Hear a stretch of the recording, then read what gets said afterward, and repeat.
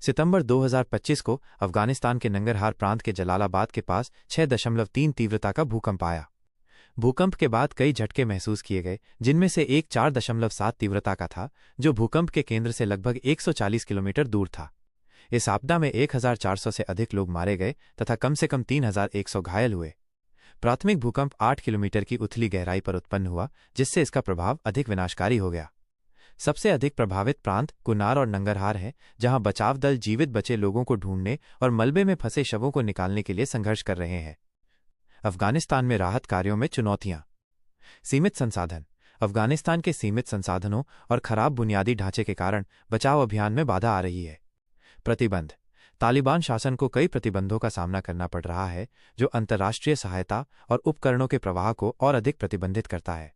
America की वापसी। 2021 में अमेरिका की वापसी के बाद से समस्या और भी जटिल हो गई है, जिससे देश आपदाओं के प्रति अधिक संवेदनशील हो गया है। अंतर्राष्ट्रीय प्रतिक्रिया।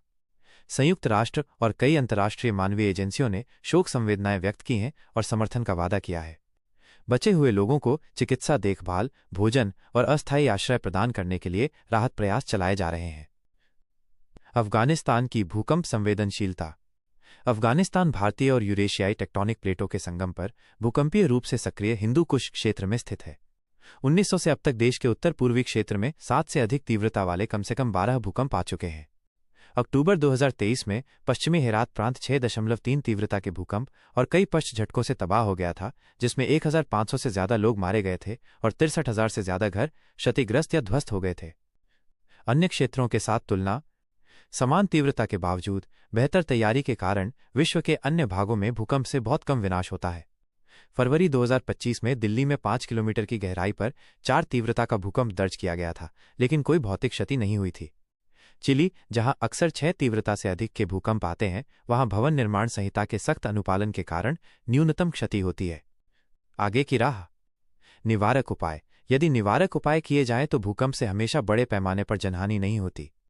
भविष्य में होने वाली क्षति को न्यूनतम करने के लिए भूकंपरोधी भवन संहिता को अपनाना होगा तथा उसका कड़ाई से पालन करना होगा।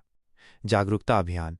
भेद्यता को कम करने के लिए सुरक्षा उपायों और आपदा तैयारी पर जन जागरूकता अभियानों को प्राथमिकता दी जानी चाहिए। क्या आप चाहेंगे कि